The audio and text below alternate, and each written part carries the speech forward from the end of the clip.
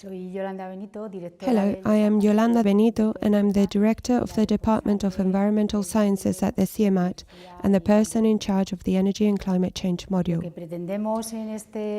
The aim of the module is to cover all the aspects involved in the problem of climate change and the strategies that have been used over the years in the field of energy to palliate its effects. Until a relatively short time ago, the effects associated with climate change were due to the fact that along history, the climate has changed, sometimes considerably. However, more recently, man-made effects have come to the forefront of this phenomenon.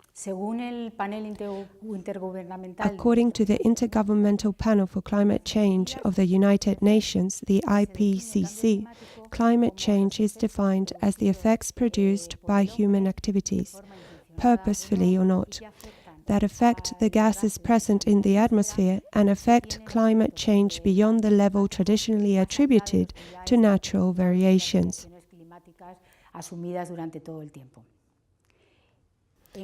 Regarding what we shall be looking at along the course, the main emphasis will be on aspects that are considered to be important in variations in climate change. The main effects of climate change are related to the emission into the atmosphere of greenhouse gases. The main gas in this respect is CO2, but also carbon monoxide, sulfur oxides, and nitrogen oxides are also important.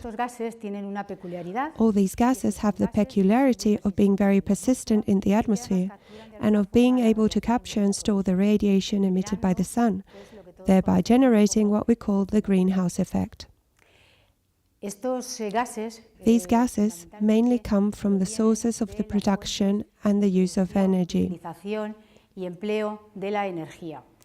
and therefore relating energy to climate change has a very positive effect on the possible measures we can introduce to attempt to decrease the effects of such emissions and their effects on the climate. The greenhouse gases that are being produced by the current climate change have repercussions not only on temperature, which, as far as we know, has risen by 0.8 degrees Celsius in the last 100 years. The forecast for future years, let us say for 2100, entertains a rise of between 1.4 and 5.8 degrees Celsius at the Earth's surface. As I have said then, the effects do not only include a rise in temperature, but also logically a rise in sea levels and a change in the stereotypes to which we are accustomed as regards natural phenomena. So we shall see increases in flooding, tsunamis, etc. And these will in turn have planet-wide consequences, although mainly in countries in Latin America or the Caribbean, because it will be particularly susceptible to such effects. Moreover, all these effects have repercussions on the economy and ecosystems, and these are also very important.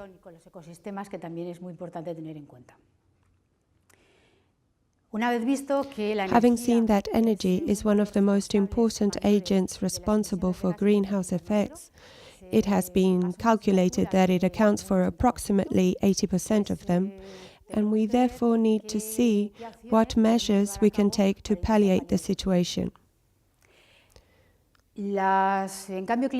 Regarding climate change, we have two types of approach. One has to do with mitigating technology, and the other is related to adaptation. Adaptation technologies are those that, once climate change has occurred, seek to learn how we can adapt to the new conditions. By contrast, mitigating technologies contemplate the avoidance of large emissions of greenhouse gases into the atmosphere.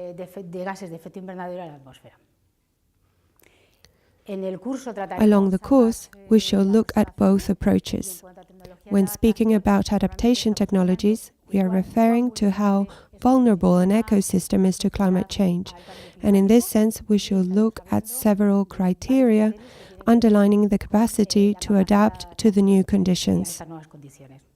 With respect to mitigating technologies, the first international approach to mitigating climate change worldwide was seen in the Kyoto Protocol. The aim of this was for all industrialized countries to agree to limit greenhouse gases in some way and to make attempts to encourage developing countries to join more industrialized countries in doing so.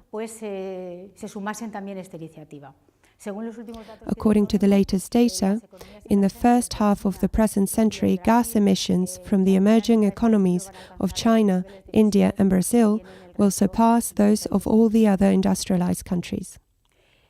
As I was saying, within mitigating technologies, we can consider three important areas, and one of them is fostering the use of low-carbon technologies and somehow removing the incentives and subsidies traditionally enjoyed by high-carbon technologies. Another aim is to foster technologies that use the Earth as a sink for CO2, together with economic compensations.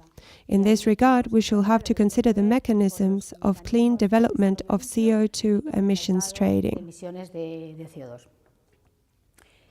Finally, and to sum up, all the initiatives and ways of addressing climate change will have clear consequences for the energy issue.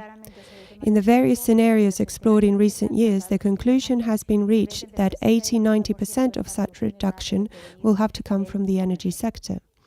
Among the options most favored for low-carbon energy sources are energy efficiency as regards the use of fossil fuels, the replacement of these fossil fuels by low-carbon fuels, the capture and storage of CO2, the use of renewable energies, and nuclear energy. All this will be addressed along the course. Each of them has its own degree of social acceptance and different political implications, and it is necessary to view them through an environmental prism to take into account the life cycles of all of them. And this is what we will see in this course.